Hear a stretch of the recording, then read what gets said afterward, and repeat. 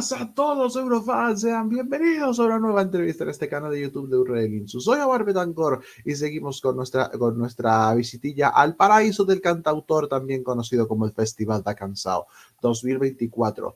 No sé si es la única, pero seguro es de las pocas que puede decir que repite presencia en este festival portugués. Mila Dores, boa noite. Olá, boa noite. How are you? How you feeling? I'm good.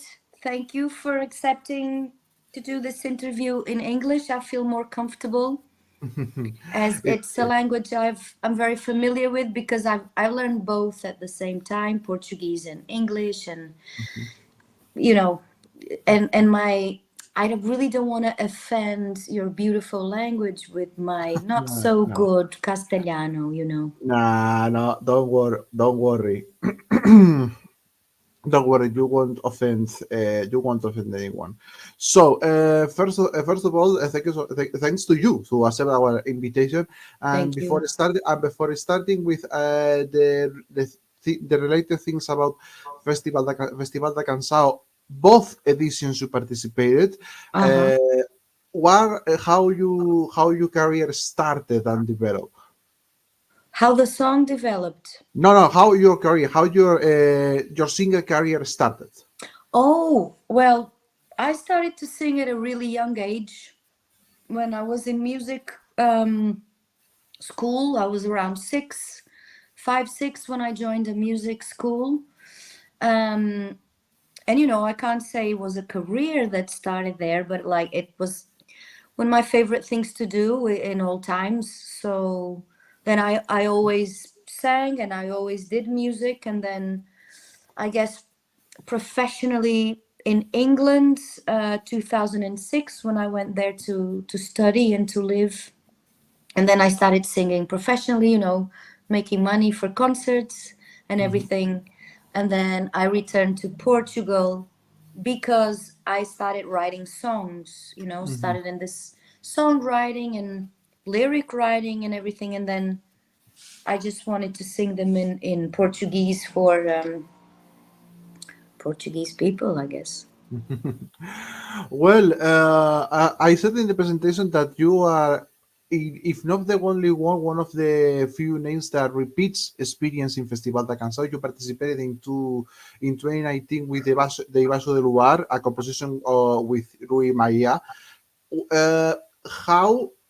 And now you're coming back. The RTP calls you, or you wanted Yeah. to back? Yes. And why you accept this? Why you accept this call? What is the motivation to coming back to Festival da Canção? Well, they invited me because I have an album coming out in the 15th of March. Oh, nice. And the official radio of the festival is supporting my album launch. So, they wanted to invite me. And, we can do whatever song we like, but they strongly suggested that, they really like the themes and the way I sing and I write in the album. So they thought I would be a voice that would be, a strong presence in the festival. And obviously, of course, I accepted because when I was in 2019, I really loved that stage. And it's a pleasure to go back. And it was a tough one. Was it difícil? Yes. A tough one to write specifically for this edition. I really wanted to honor the 60th anniversary of the Festival da Canção and the 50th anniversary of the abolition of the dictatorship as well that we're celebrating this year. So, I kind of wrote for that and honoring those themes, and obviously it's in my way of writing as well. So I'm very excited. Yeah, I noticed the difference because your entry in 2019 is a pretty classic ballad, but this time you with I checked the name Afia a lingua, that in English it means sharpen your tongue. Uh, I've is clearly a change for make a really strong folk Portuguese entry with a bit of use, of course. Yeah. Uh, you told me the origins of the lyrics, I guess, of the lyrics, I guess. How you fuse them with the sound. How was the construction of the building of this track? Well, I really, because I normally write, I sit at the piano and I start playing chords and trying to, I write from harmony. And then there wasn't really kind of, I came up with really cool things, I guess, on the piano that I'm probably going to work on in the future. Mhm. But but there was one day, and I was really hitting my head on the wall. I was just like, it's not really that sharp, um, as I really wanted it to sound. So I just stopped writing on the piano and I started just looping some voices. Mhm. And then it all came from voice looped together. And I really wanted for it to be like a choir, like, but not very arrumado, how do you say arrumadinho? I wanted it to be kind of messy and popular, as if Ah, people were yes, like, not in a normal order, just the voices doing their I, things freely. I didn't want it to be really clean and tight, as if I was writing for a choir. Ah, yeah, okay. I just went, I wanted to make this voice, the melody the one I chose, which is the one you hear at the beginning, the na Mhm, na na na na ya na na ya na na na na na na. So I wrote it from there. So I started looping all these voices. mhm. And then I went to work with my producer and we started composing things over it. But I really wanted to be like a big cacophony of Mhm. voices and of sounds. Yeah. Um, how you held and how you receive all the feedback for your song this year from Portuguese fans and international fans? Especially, I want to know what is the difference about how you feeling the experience this year between no comparison compared to all the things that you felt in 2019. Well, people are real because 2019, I went to sing a song that wasn't mine. Mm-hmm. I accepted the invitation to sing someone else's song. I did have a little bit of I wrote some of the words for that song, but and I loved singing the song, and that stage was beautiful and everyone was really nice in RTP Festival da Canção. So that's why I also accepted this challenge. Now really is my kind of sound, what I do. Totally. And I'm really happy to take this character of mine, into the stage with a song that represents my sound, which a lot is very got some very old melodic Portuguese roots. Mm-hmm. It's not fado, it's from another place. It's actually quite Celtic melody.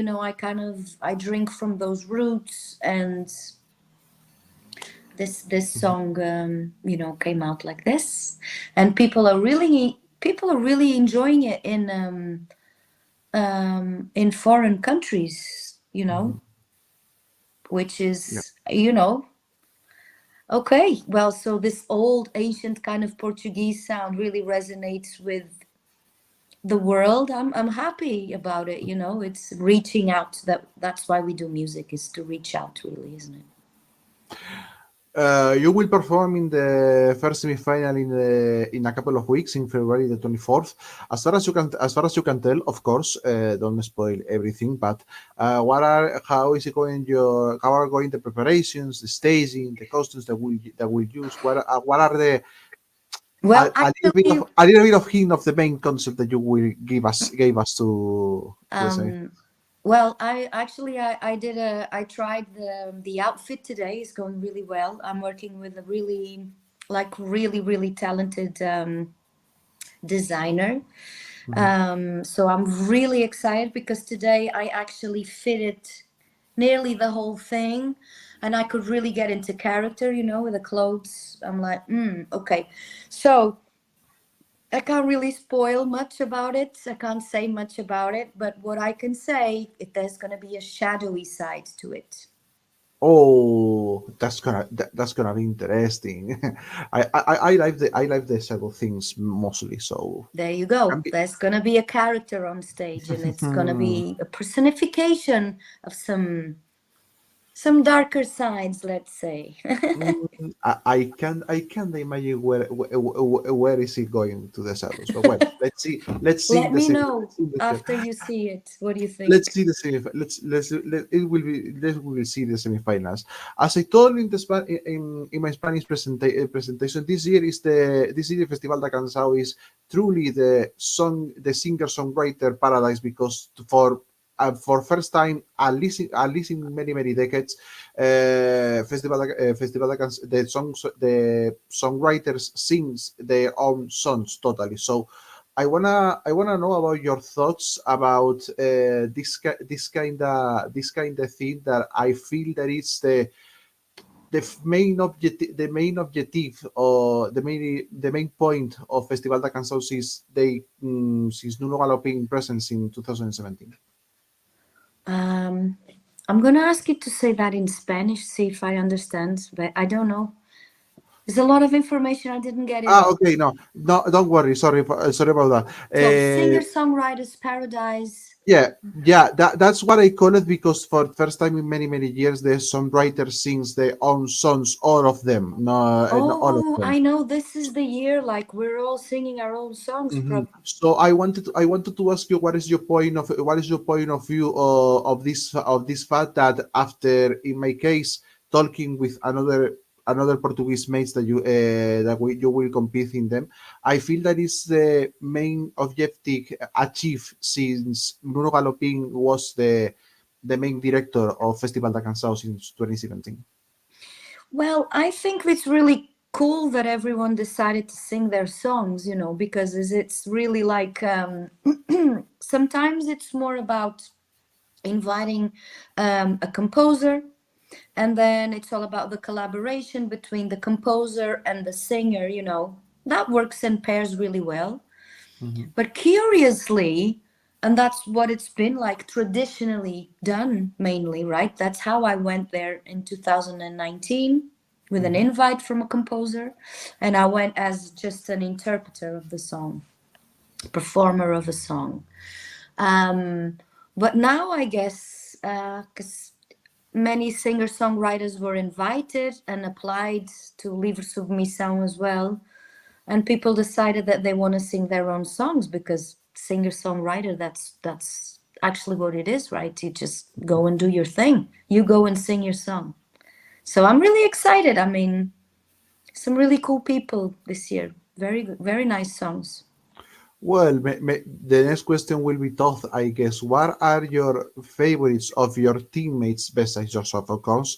What are the favorite songs from your teammates in the Festival da Canção this year?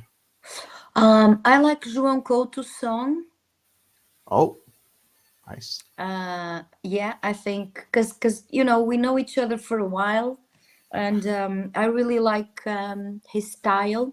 I think he's Mhm. really good arranger and singer. He's an amazing singer, very nice, and he's also a very nice guy. So and I really like Yolanda's song Grito. Mhm. She's pretty cool. She's a pretty cool girl. Strong artist, strong lady, talking about herself, which is really brave. Um, Silk Nobre. I do like his song too. So yeah, Many good ones. yeah. Now turning to Eurovision stuff. If you follow the contest, what are the first memories that you remember for watching Oh, Eurovision Song Contest?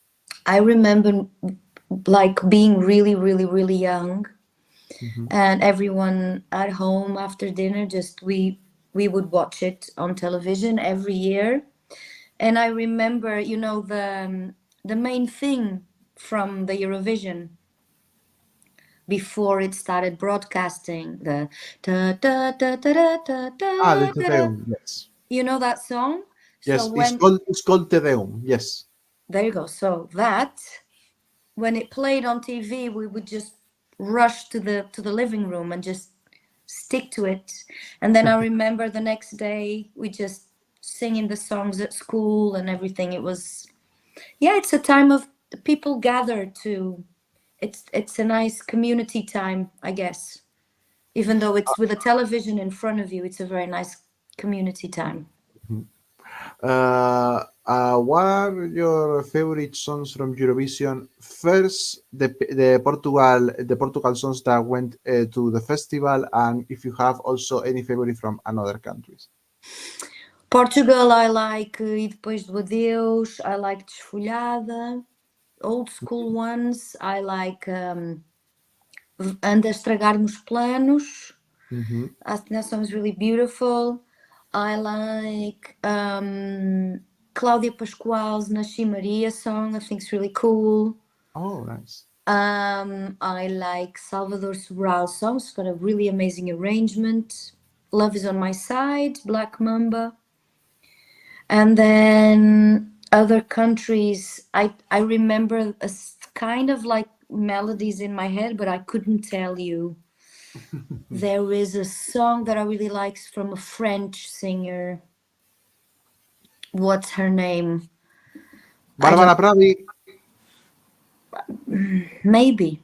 the girl with the I don't know how to put this in English. El pelo champiñón. Pero champignon. Yes, Pelo. It's the mushroom hair. the mushroom hair. Thank you. The mushroom hair.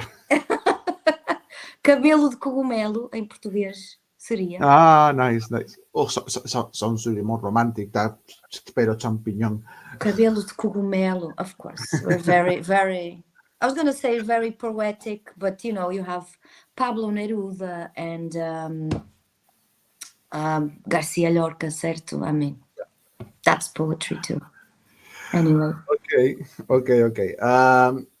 Besides all that could happen during these weeks in your participation in Festival da Canção, well, I think the main plan for your year is your album. I want to ask about it. It will follow the same sounds as we heard in your entry for Festival da Canção, or will be more experimental? Well, there are already 3 singles out on Spotify. You can listen to them. Okay. And this song is on the line of that, where the Mhm. roots and some political themes kind of urge on the songs too.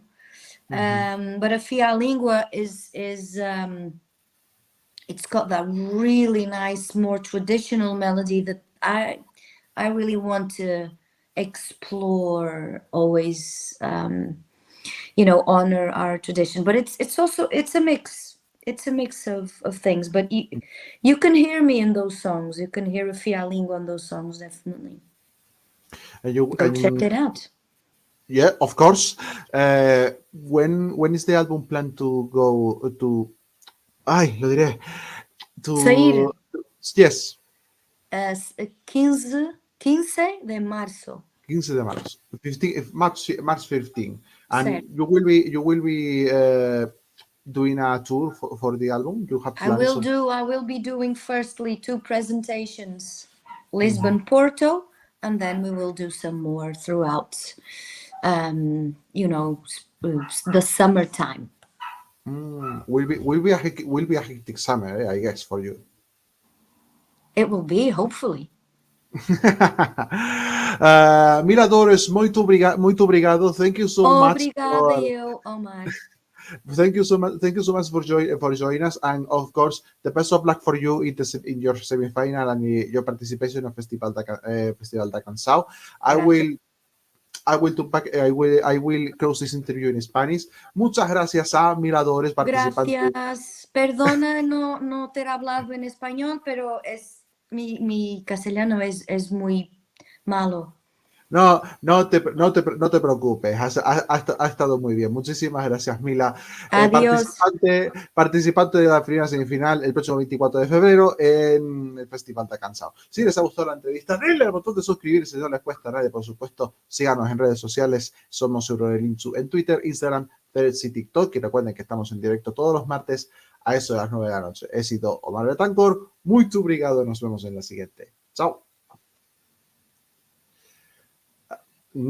Bad vi iru lau. Ey, hasta luego, sayonara.